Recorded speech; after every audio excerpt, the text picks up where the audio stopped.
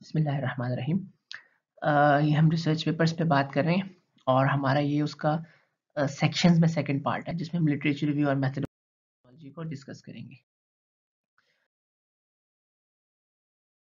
अब literature review क्या है? मैंने इन लेक्चर्स में स्लाइड रीडिंग की बजाय ना एक प्रैक्टिकल कुछ बातें इसमें शेयर करना स्टार्ट की हैं कि जो जब आप लोग राइटिंग करेंगे ना एक रिसर्च पेपर की, तो आप इसको पढ़ लीजिएगा डिटेल में लिखने से पहले, और जो प्रैक्टिकल पॉइंट्स हैं वो मैं आपको वैसे बता दूंगा जो कि मेरे लेक्चर्स वीडियो में होंगे।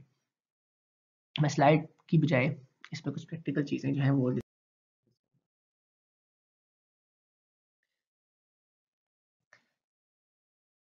अगर आप लोग एक थीसिस लिख रहे हो या आप एक रिसर्च पेपर लिख रहे हो तो लिटरेचर रिव्यू आपको लिखना पड़ता है, ये एक सेक्शन है।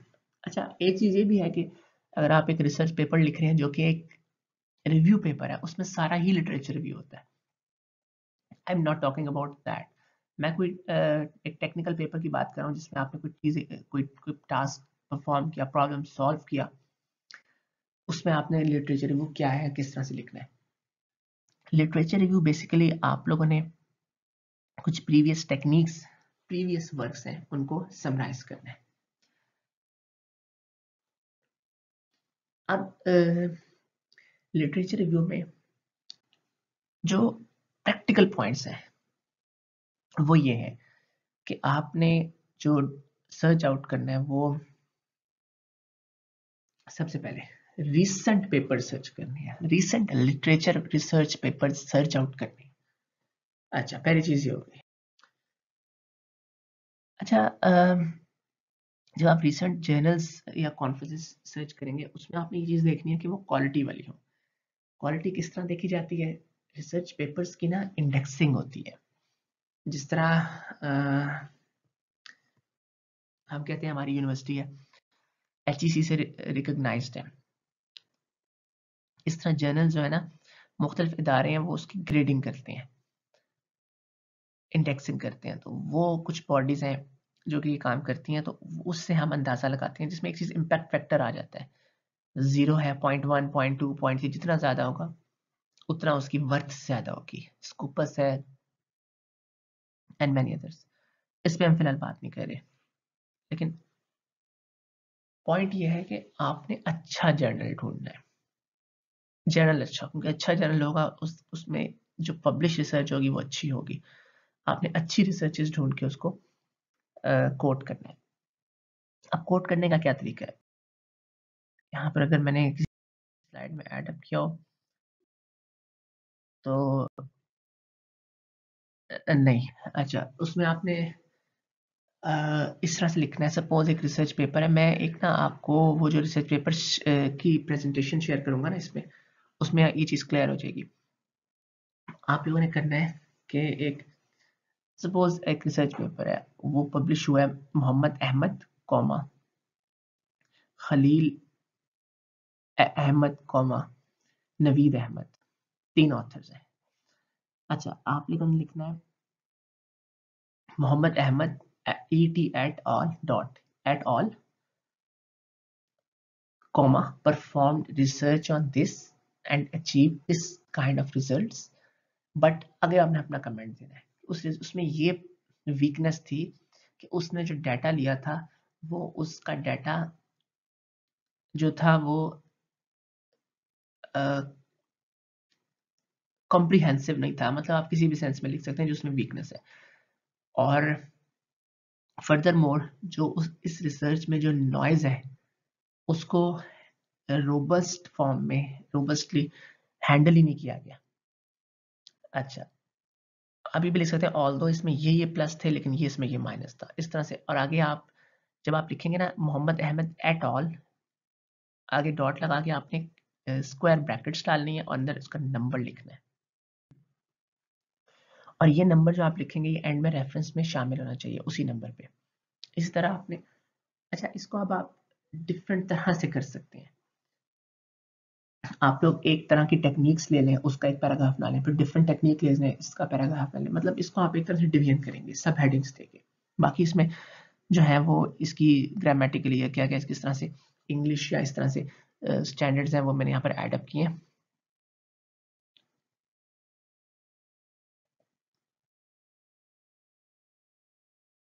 अच्छा, पहली चीज़ ये है, एक मिस्टेक यहाँ की जाती है कि जो लिटरेचर रिव्यू है ना वो क्लियर कट उसी एप्लीकेशन में उसी से इंतहाई क्लोज जो है ना रिलेटेड होना चाहिए, कोई दूर का लिटरेचर नहीं होना चाहिए। नेक्स्ट अगर हम बात करें तो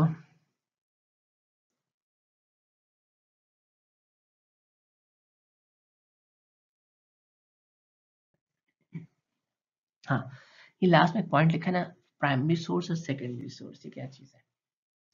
देखिए, अगर आप रेफर करें एक मेन टेक्निक को,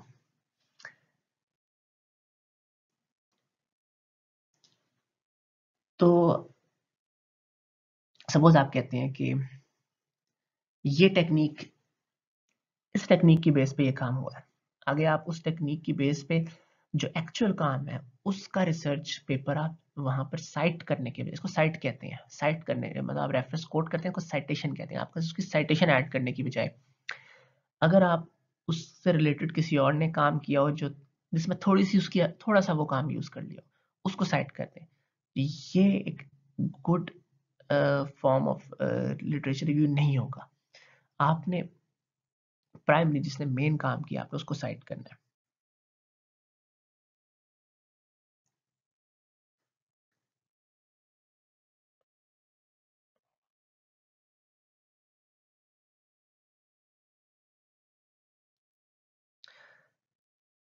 नेक्स्ट इसने लिखा है कि यहाँ पर कि हम जब किसी की फाइंडिंग्स को कोट करेंगे ना तो हम ऐसे कोट नहीं करेंगे कि उसको हम एटलीस्ट किसी टेक्निकल स्टेप्स के थ्रू गुजार कर उसे कोट करेंगे, उसने ये किया और ये इस तरह से था।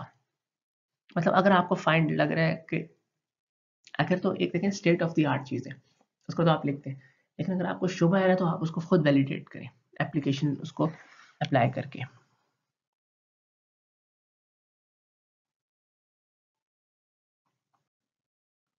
अच्छा, नेक्स्ट चीज़ ये कि जो जिसमें कोई कॉन्ट्रडिक्शन आ जाए ना उसको आप छोड़ दें, यहाँ पर जो क्लियर कट चीज़ है उसको लिखें। अच्छा, लिटरेचर रिव्यू के बारे में मैं कंक्लूड करता हूँ। तो लिटरेचर रिव्यू बेसिकली इंपॉर्टेंट है, लेकिन लिटरेचर रिव्यू का सेक्शन इंपॉर्टेंट नहीं है। आप लोगों को इसमें ये चीज़ हैरत अंगेज होगी कि आप लिटरेचर रिव्यू का सेक्शन इंपॉर्टेंट नहीं है। लिटरेचर रिव्यू इंपॉर्टेंट है, लिटरेचर रिव्यू का सेक्शन इंपॉर्टेंट नहीं है। क्यों नहीं है? रिसर्च में या रिसर्च पेपर में, रिसर्च राइटिंग में लिटरेचर रिव्यू को ज़्यादा पसंद नहीं किया जाता राइटिंग फॉर्म में। कुछ लोग लिखते हैं, कुछ लोग नहीं लिखते। उसकी वजह ये है कि रिव्यूअर्स कहते हैं देखिए प्रीवियस लोगों ने जो काम किया आप उसको साइट करी जा रहे हैं और आप उसको राइट कर रहे हैं एक पेज पे, 1.5 पेज पे, 1.5 से तो ज़्यादा वैसे ही नहीं लिख सकते इसको। तो वो रिसर्चर्स कहते हैं, रिव्यूअर्स कहते हैं कि ये जब रिसर्च की जाती है तो आप अपनी चीज़ को ज़्यादा एक्सप्लेन करें रादर देन दूसरों के कामों को। तो कुछ लोग इसको मर्ज करते हैं इंट्रोडक्शन में। This is very much important कि लिटरेचर रिव्यू जो है बेसिकली ये मर्ज हो जाता है कुछ रिसर्च पेपर्स में इंट्रोडक्शन में, तो ये मर्ज भी किया जा सकता है। अच्छा, अब आ गए मेथोडोलॉजी पे। मेथोडोलॉजी बेसिकली वो स्कीम है स्टेप बाय स्टेप की जो आप अप्लाई कर रहे हैं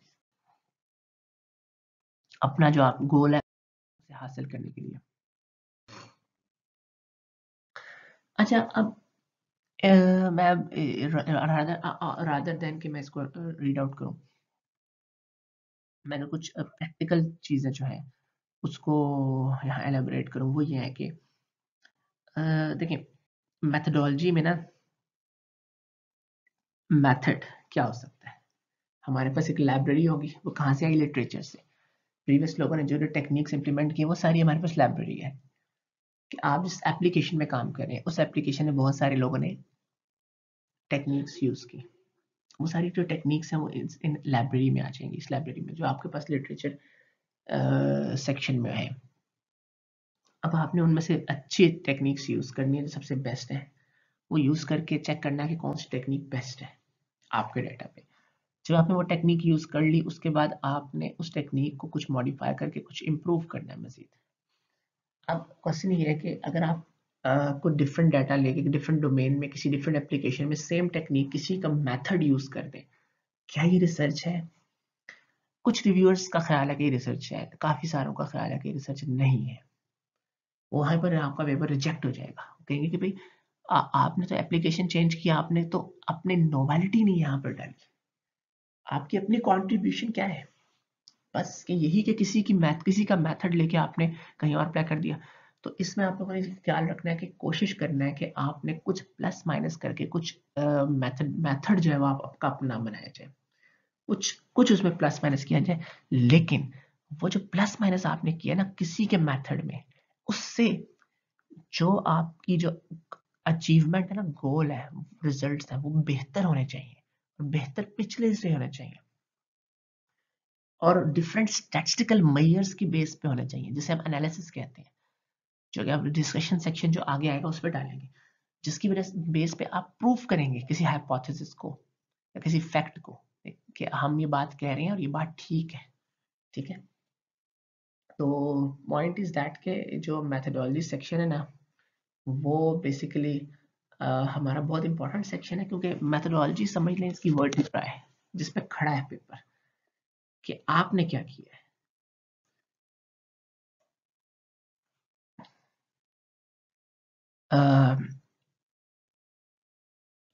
इररेलेवेंट डिटेल, अच्छा, मेथडोलॉजी सेक्शन में अगर आप लिटरेचर डालेंगे ना, प्रीवियस टेक्निक को एक्सप्लेन कर देंगे, एक्सप्लेन पर एक्सप्लेन, उस पर अच्छा खासा एतराज लगेगा कि प्रीवियस टेक्निक को आप लोग क्यों इसमें इतना एक्सप्लेन करें, आप अपनी काम की बात करें, प्रीवियस बस आप रेफर करें कि this one ABC at all use this technique and आगे एज फॉलोज, आगे आपने इक्वेशन डाल दी, फिर आपने लिखना है कि इसमें हमने या ये फर्दर ये इंप्रूवमेंट की।